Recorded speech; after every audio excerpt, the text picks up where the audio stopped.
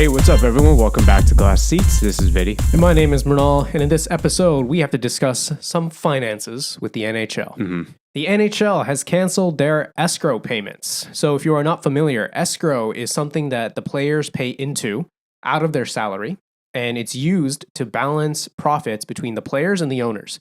As per the CBA, there's a 50-50 split. So, the way that works is you take all the hockey profits from tickets, merch, all of that. Split it 50-50, and 50% of it goes to the salary cap, and 50% of it goes to the owners. Typically, the salary cap has been higher than 50% in the last few years, especially with COVID cutting down the hockey-related revenue. Yeah. So players have been paying into escrow and paying it back to the owners. So I believe it's about 6% of the salary was taken out of every single player and used to pay back to the owners. Regardless of city. Yeah, Yeah. anywhere. Yeah. And regardless of contract. So if you're a fourth liner or you're Connor McDavid, you pay 6%. Yeah. And then now what's happening is we've finally reached a point in hockey revenue where 50-50 is being reached with the salary cap, which means for this year at least, the NHL has canceled escrow payments. Yeah. So that 6% is going back to the players, and they're very happy about that. Yeah. And this means going forward, salary cap is likely to go up quite a bit. It is $88 million this year. The prediction for next year is $97 million.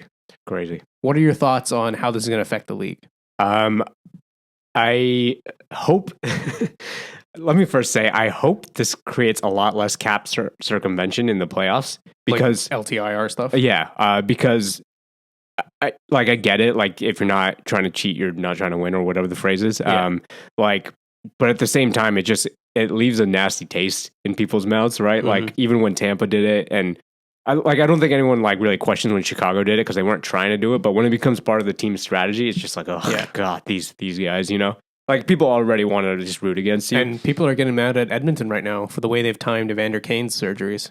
Oh yeah, and they're like, is that a thing? Smells fishy. Smells suspicious. Yeah. So it's just caused so much asterisk amongst fan bases and teams and stuff that it's just like, I get it. Like it's annoying. But more importantly, I'm kind of surprised. I'm not gonna lie. I knew hockey was kind of slowly getting better. Shocker, considering they just black out games in local markets and just do so much dumb shit. But it's pretty impressive that it's been able to jump so high, especially when NBA ratings are just kind of dropping a little bit. Yeah. So not that their salary cap is going down by any means, but Yeah. I want to actually pause and take a slight detour there. Okay. You talk about how, it's shocking NHL is going up because a lot of us fans are talking about how decisions adversely affect fans, right? Yeah. But then the NHL always points to, hey, our revenue is going up. And it's why Gary Bettman is so lauded in hockey circles, right? It's why he's in the Hall of Fame already, despite not retiring, which is insane. Yeah. But why owners are so happy with him, right?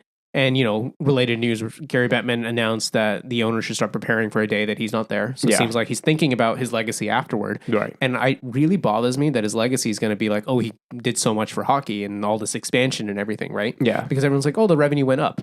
But the true number is, if you compare the NHL in growth from the 90s when Gary Bettman took over to now, they are far behind the NBA, the NFL, and the MLB. Gotcha. Okay. In the 90s, the NHL was a force. Right. And Bettman fucked it to the point where it grew, yes, but it grew much less than it should have. Yeah. And I think that's the true number we need to talk about, right? So you're not looking at the NHL from the 90s to the NHL today, because obviously with just inflation. Yeah, inflation and just life shit. And if you things are gonna actually went down in the 30 years, Gary Bettman would not have lasted this long. Right. Right. Going up is just baseline. Right. Yeah. So things should just, as you said, baseline should naturally go up. Yeah.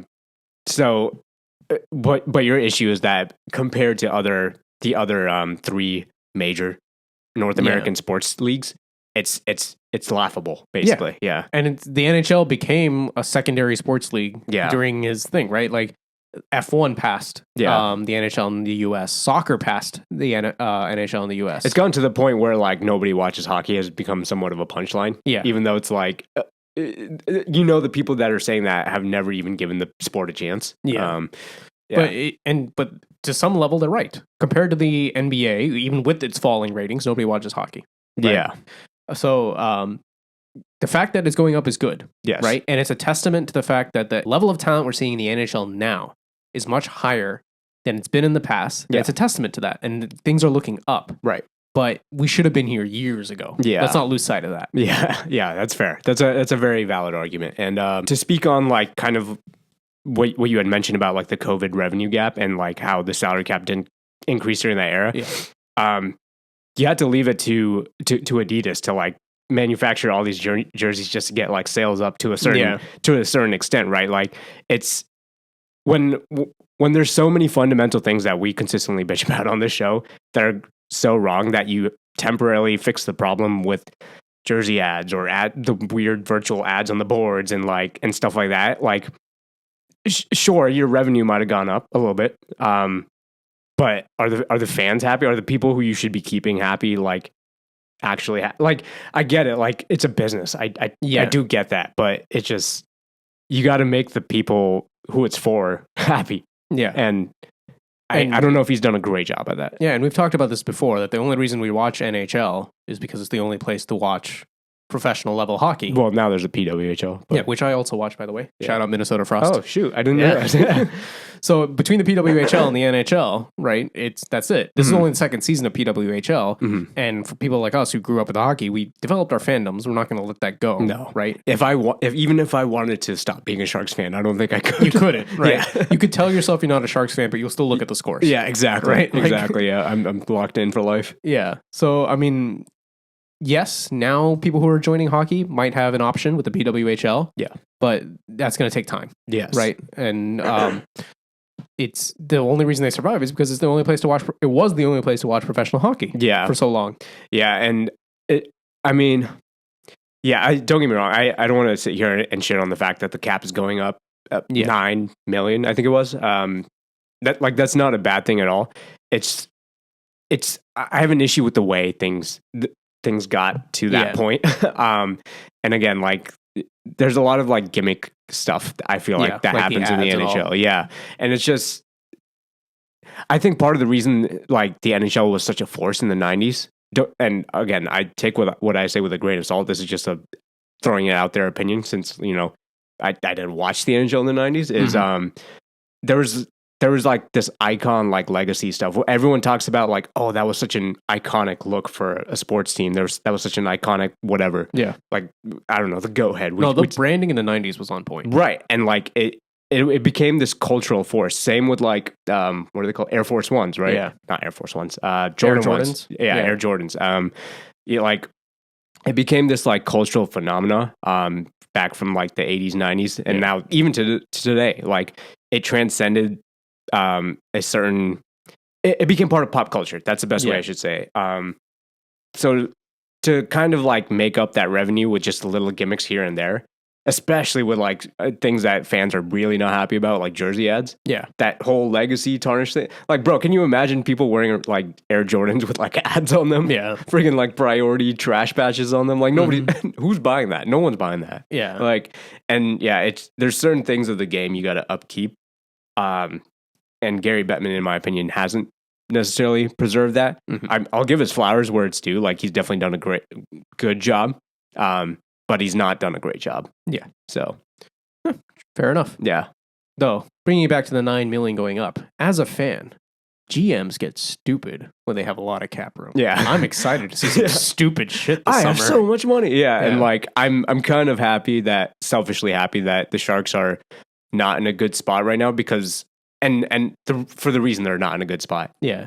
Because they just handed out money like it was just grew on trees. Yeah. At least with Doug Wilson and that era. And it screwed them. Yeah. It screwed them bad. And so like, I think Mike Greer's trying to avoid that mistake. Yeah. So like, let's hope everyone else does that. You know? Who is going to pay too much for Erik Karlsson this offseason? Yeah. And also, not just that, but like just trying to see who is trying to like manipulate contracts. Like the Frank Vachano, I think it was, contract where they like manipulated it to like get around the California state taxes. I mean, it was all legal. No, it was. Yeah. I don't want to say manipulate in like an illegal manner. Yeah. Like it's definitely legal, but deferred salary if you want to look it up later. Yeah. It's a good strategy to like kind of get around the fact that like California does have an absurd tax law. Yeah. But we have palm trees. So, so like it's a good way to get players to come to expensive states that or provinces that they wouldn't normally go to. True. And just the league has not had any breathing room for the past 4 years since COVID. It really doesn't feel like it, right? So now to have some breathing room, I think we should see some trades, some action. Yeah. Which would be exciting. I mean, hopefully I don't see anything for teams that I follow where it's just like, oh, we have $9 million extra. Let's just overpay the hell out of this person that was going to walk otherwise. I was like, that's bad leverage. But like if a team that I hate does that, then it's like, okay, that's cool. Yeah. Like you want to see, there's no right way of saying this, but you want to see the downfall of other teams as opposed to your own. But like when it happens to you, you're like, oh shoot. Like let's see if Boston finally messes up. I feel like they will. Yeah. I feel like they will. Like, I mean, like, look at the whole Jeremy Swayman saga last year. And that was like not even with the 9 mil extra. So, yeah. It's the teams that are trying to hang on for one more.